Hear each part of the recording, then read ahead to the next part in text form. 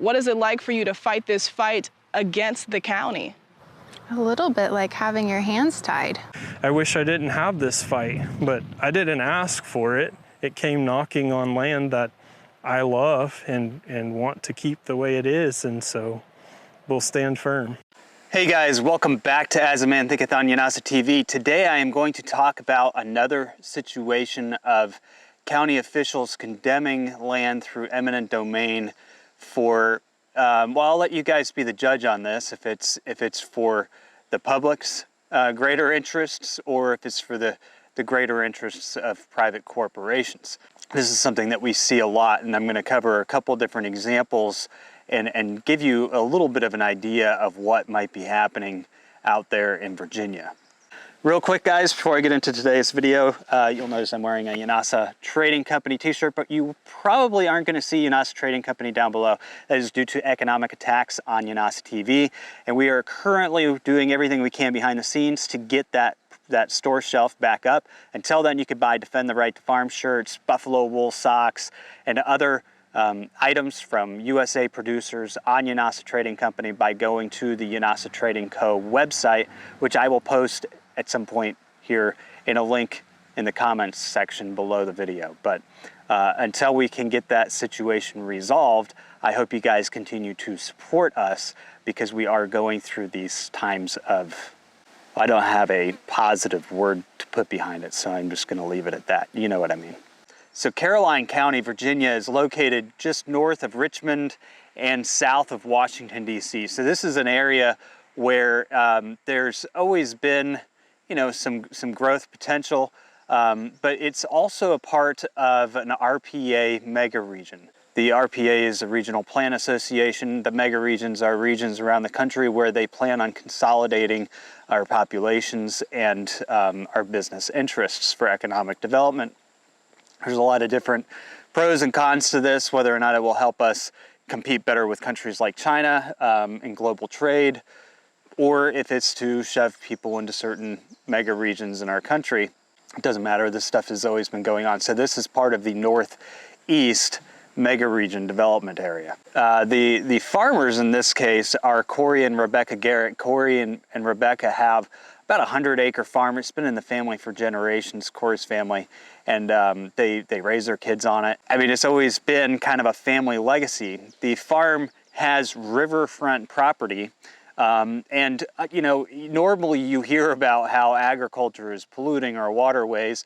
What the county has determined is that one of the cleanest spots for a new $200 million water intake project would be right there on their property. They need about 11 acres of their land in order to start this $200 million project for a new water intake.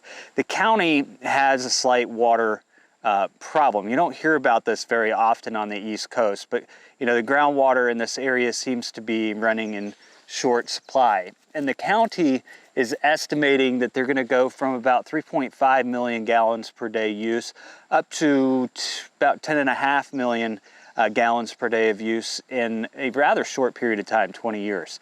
I think it's important to note that that's 173% growth rate, and the county has a growth rate of about 1.8%. And I'm going to help you understand the math behind this, because I had a little trouble with it as well, and I had to do a little digging to understand how their water usage would far exceed their growth rate, basically. And you know, this is one of those things too where you have to think, you know, can the county take land from people based on, you know, a forecast that could be wishful thinking? Is it wishful thinking that their population is going to grow more than what it has historically grown?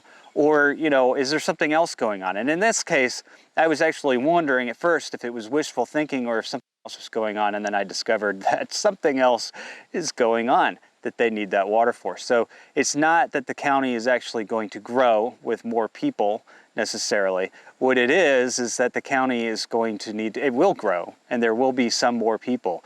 But the larger user of that water, who that water is for, may actually surprise you. It could actually be private corporations. So Corey and Rebecca's land is really just kind of, you know, the first piece of this overall water intake puzzle. They're going to need to use the eminent domain process to take a lot of land.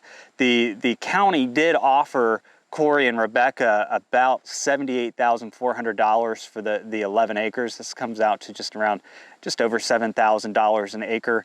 I did find land along the river for sale for just under $14,000 an acre, some around $13,000 an acre. So when I did my math and I figured that the county can just take the land, I figured a 45% discount to the property value to the owners was a reasonable expectation. But Corey and Rebecca refused that offer because they didn't feel it was a just offer for their land. I mean, try and tell the government what's just and what's not just, right? They also don't want to sell the land. It's been part of their family for generations. They want to continue farming it. They want to keep it the way it is, part of open spaces. And they actually have put an easement on their land with the Virginia Outdoors Foundation. The Virginia Outdoors Foundation has an easement, an open space easement over the land to keep it from being developed. These easements have proven to be pretty powerful in the past, and Virginia Outdoor Foundation actually has sent a letter to the county stating that their proposed plans with the land would violate that easement. Of course, the county thinks that they're going to argue it. I can tell you this whole thing is going to end up in court because Corey and Rebecca also don't want to get rid of their land or give their land up. So this is a situation where, you know, the offers have been made, negotiations have been brought to the table. They failed. County said, we're condemning it, we're taking it anyway. The easement reached out and said, no, you can't do that. And now we're seeing the beginnings of a battle. Now, when it comes to eminent domain, you know, there was a state, I think it was Kello versus City of New London. And in that case, the Supreme Court ruled that, number one, eminent domain could only be used for the public's benefit. If there was a dire need of the public to take that land, that's the only time it could be used. Number two, that public benefit had to be determined by state courts. It wasn't up to the Supreme Court to decide whether something was for the public's benefit or for a private corporation's benefit.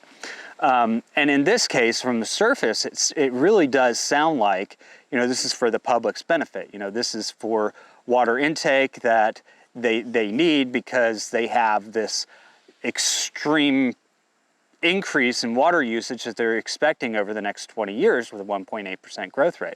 So it does make it sound like on the surface that they have a case for eminent domain. And Virginia actually happens to be one of the stronger states when it comes to eminent domain policies and what has to be proven in order to take land away from people. There are other states like North Carolina that I'm going to get to in just a moment that rate very poorly on that scale. They would have to be able to show that keeping their land as open space and underneath the protections of this easement is actually better for the public than the public's need for additional water resources. So just scratching on the surface here a little bit, you know, you have a lot of these expectations for growth. And you hear about it a lot, even in your own community. Oh, we're growing so much, we're going to hit this capacity in X amount of number of years, and it usually takes 2-3 times longer for it to actually get there, right?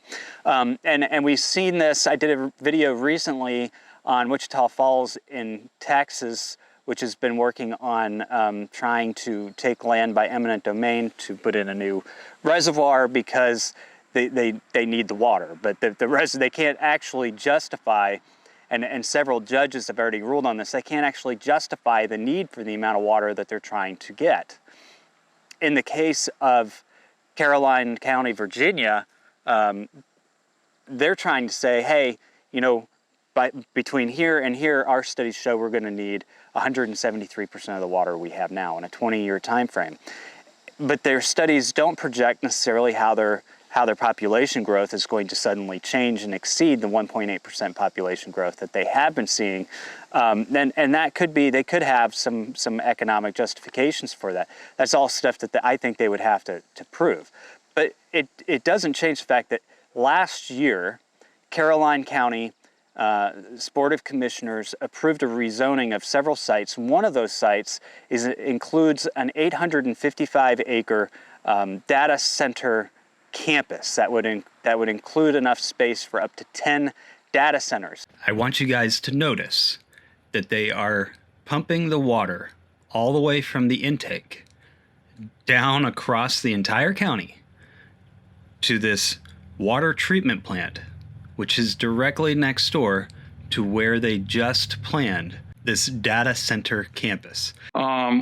Next, we have Nicole Riley, Senior Vice President of Policy and Strategic Partnerships with the Virginia Economic Development Partnership. VEDP is the acronym you may hear. And so she's going to talk to us about state perspective of data centers. All right. Well, good evening. Thank you so much for the opportunity for me to be here. As mentioned, my name is Nicole Riley. I'm Senior Vice President at VEDP.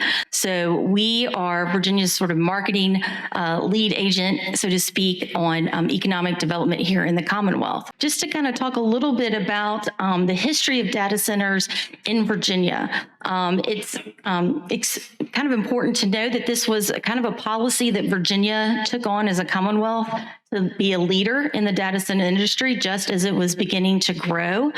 And so legislation was passed in 2008 that created an incentive for data center companies to come and grow and expand here in Virginia.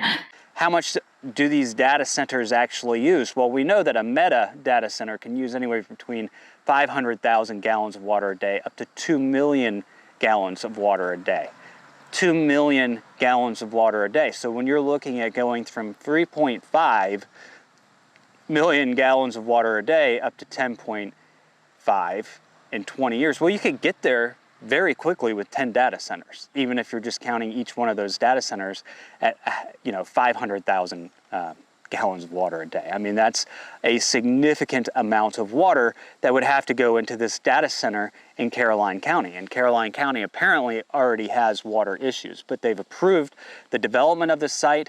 Amazon, I think, has already been approved for a data center in Caroline County. Meta does have a data center, but it's actually in a couple counties south of there, closer to Richmond, Virginia. So these data centers are going in.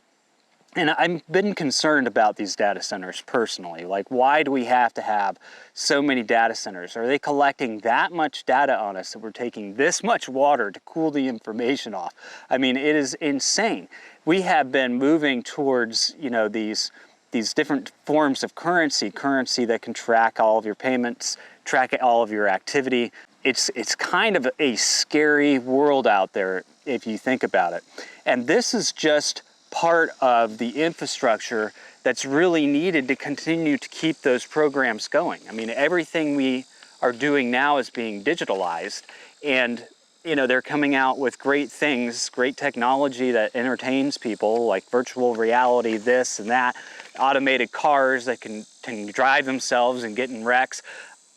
All of this is great and fantastic technology, but every single bit of it is having to collect more and more and more and more information.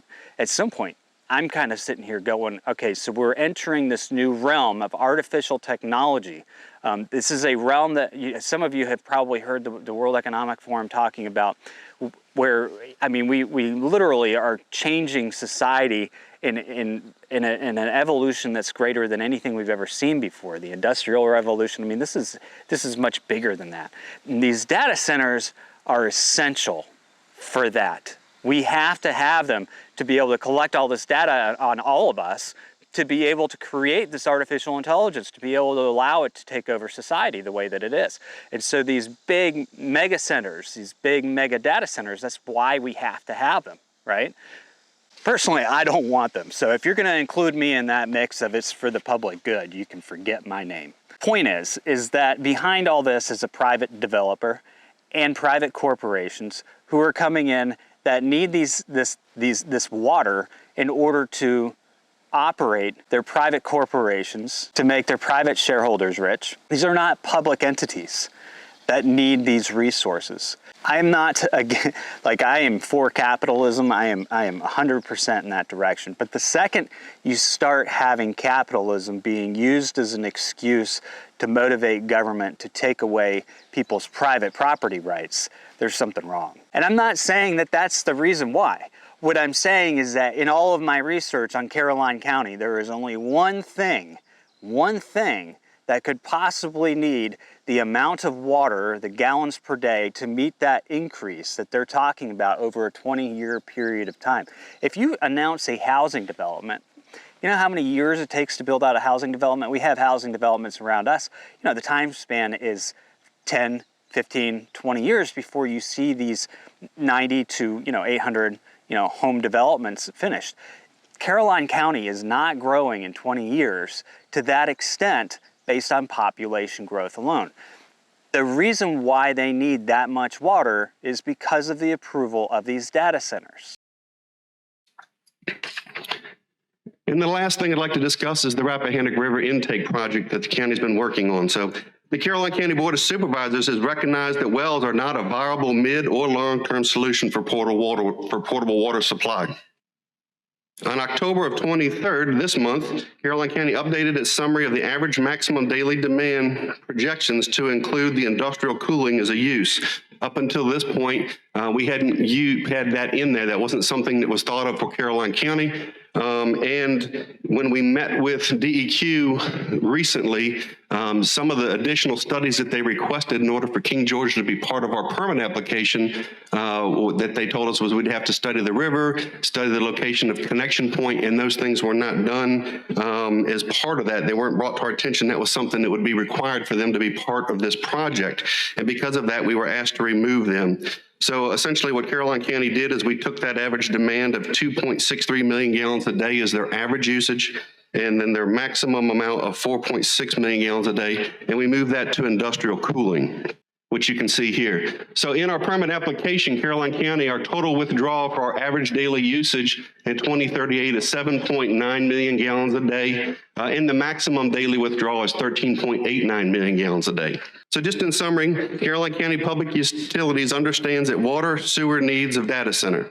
While data centers have not historically been considered in this area due to fiber latency, the industry has overcome that hurdle. If data centers are approved by the Board of Supervisors, Public Utilities will work with these facilities to meet their requirements. You can't have the data centers without the water. So a lot of these things were already rolling. A lot of these plans were already rolling at the same time. So the Valco Data Center Park is 855 acres, and it can house up to 10 data centers that are going to be running a minimum of 500,000 gallons of water a day. 500,000 times 10, I mean, right there you have 5 million gallons of water. And the thing is there's going to be some jobs created with those as well. So then you will have some population growth. And there's where your extra 1.5 million gallons of water a day is to get up to the 10.5. But you won't actually get to 10.5 million gallons of water a day if you don't have those data centers. So in my opinion, I think that what we're seeing here is a forced eminent domain on some farmers because the county needs water for these privately owned corporations that, in my perspective, because I disagree with these data centers and all the information they're collecting on us, and I think it's dangerous to society that they're doing it. I think it's very dangerous to society that they're doing it, quite frankly. I would argue that it is not in the public's best interest, personally. I don't think that they can justify that. If I were sitting on a jury, I wouldn't vote for it, but to each their own, and it's probably going to go in front of a judge. And these corporations have a lot of money. Like I said, Virginia actually has some pretty stringent laws on this. I'm curious to see what happens when this does go to the court level and how they're going to be able to prove that they need that much water without flat out saying, well, we need it for our data centers because we're making these people rich over here. I mean, let's be real, right? That's what's going on. So a judge in Virginia would then have to say, oh, is this really for the public's best interest? You know, what's going to happen if these data centers don't go in here? Economic development, though, has often been used as an excuse to take people's land. And we saw it here in North Carolina. But North Carolina is a much looser state when it comes to eminent domain. So let me tell you what happened in North Carolina, though, because this is just fascinating to me. VinFast, which you've probably heard of, is a car company that started out in 2017 in Vietnam. think now it's probably located in the Philippines. I think they moved locations at some point in time. VinFast is supposed to be this fast-growing electronic car manufacturer, and they have always put out some really great forecasts, and then they've come about 50% there ever since the company ever started to exist, right? They've never met their own forecasts. For anybody who analyzes a startup company, anybody who analyzes a company's performance, you probably wouldn't buy the VinFast stock. But my point is that you would recognize that there are some serious risks with investing in a company like VinFast that's making a lot of promises and has never been able to meet their own promises. It's on public record. Just look at their earnings reports. Look at them say, hey, we're going to sell 50,000 cars this year and then sell 30,000 cars. Well, we're going to hit 70,000 cars this year and hit 35,000 cars. This is a company that cannot meet its own expectations. It's an investor's nightmare. The type of company people buy into and then realize that it's a flop. VinFast came to the state of North Carolina, and our governor, Roy Cooper, decided to give them over $1 billion in taxpayer incentives to build this VinFast car manufacturing facility right down the road from us, actually. In fact, we see the construction of the water lines and everything else constantly going on to get what they need out to the VinFast site. It's a topic of conversation around here, and it's not a very happy topic for a lot of people, because in order to make the VinFast site work, not only did we have to pledge over $1 billion of our tax dollars to it, which, I mean, they won't get all of that money because they're not meeting their performance needs. So we've only spent a couple $100 million at this point in time. But we also went in and took away generational homes, churches by eminent domain, churches, people who have owned their homes for generations. A lot of private property was gobbled up through eminent domain in order to make the VinFast site. And that's a fact. You can look it up. Our governor did it without blinking an eye. Who was it to benefit? It's to benefit a foreign company. That's the only one who was supposed to benefit off of this, right? VinFast gets the site, gets to build a bunch of cars, make a lot of money. Now, yes, okay, so they're gonna bring a lot of jobs to the area. And so that's where they get the eminent domain right. Well, we're gonna do this for economic development purposes. But this is where I think that economic development as an excuse for eminent domain goes way too far. You can't possibly project what is going to happen in the future based on a company, a private entity. If it's a government project, like putting in a highway or something like that, or a utility project because your population has simply gotten too big, I understand that. But what they did was they took a very big bet on VinFast, and VinFast can't finish their facility.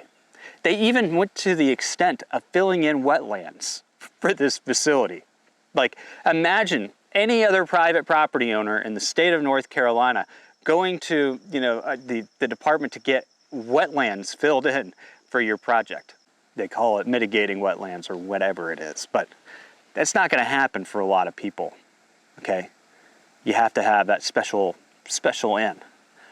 Well, these guys had a special in, and it was a startup company that has never met its expectations. But they took away people's land for it. They took away churches' land for it. And they took away our tax dollars for it. Tax dollars that could have been going towards other projects that would have brought in economic growth to the area. You know, it's funny, I was listening the other day that Roy Cooper is actually a top choice to be Kamala Harris's running mate when she takes over the presidential run from Biden.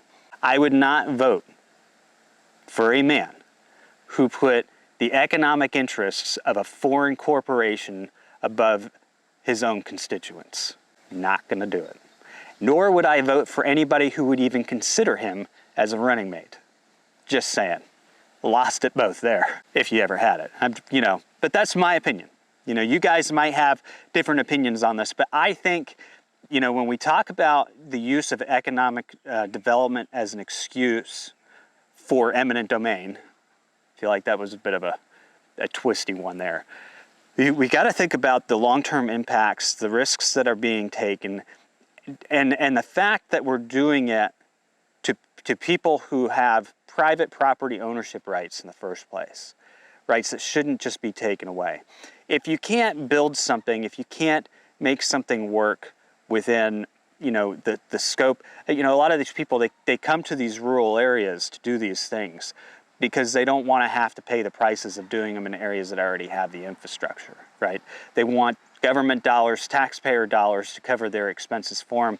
And because of economic development, a lot of them will put the money out there to help make it work. But I feel like, you know, it's a practice that is getting overly abused throughout this country. And eventually, we're going to have somebody go back to the Supreme Court and look at this Keller case and say, okay, look, there's got to be a point to where the Constitution steps in here and says, no, you can't just take people's land away to help the growth of corporations. That's not the way that this law is intended to work. This law is intended for the right of way. I mean, even, you know, with railroads and things, that's public transportation, you know, public transportation of goods, public, you know, I understand a lot of that, and I'm not 100% against growth. People get me wrong when I bring up some of these things, but what I am against is taking away people's private land for things like data centers, okay, so they can get water to a data center. Anyway, guys, so the VinFast one, once again, was part of the Piedmont mega region. Piedmont mega region is about to use eminent domain again to take a bunch of land to build Interstate 685, I think is what it's called. It's right near us. And you're going to continue to see these types of infrastructure projects build out in these mega regions. I would encourage you to pay attention to it, understand how it could have an impact on your farm, on your life, if you live within one of these areas. And if you live outside of these areas, I would just be cautious of being overregulated to the point that you can't be there anymore. I mean, it's kind of a catch-22, but this is actually the type of stuff that's been going on. And in my perspective, it is not to benefit the public as much as it is to line the pockets of these corporations and these billionaires who own them. And it's wrong. Like, we shouldn't be doing that. VinFast should have never happened, in my opinion. That site should have never, if they had to use eminent domain to make it work, it shouldn't have happened. If you can't negotiate a fair trade with somebody, you shouldn't have to force their hand at it. And in this case, you know, I don't think that this water intake would even be necessary if it wasn't for the Vulco data distribution complex. I mean, this is a space, this is a campus for up to 10 of these centers. 10, because we need that much information on you. We gotta have it. We gotta have that much information for artificial intelligence. This is all part of the artificial intelligence revolution, the technological revolution, the next currency revolution. It's openly talked about. Anyway, guys, as always, As a Man Thinketh is just opinion. I'm bringing up these news stories and sharing with you my thoughts on it. Do your own research and make your own opinions. You might disagree with me on things. Feel free to comment down below. Until next time, stay safe.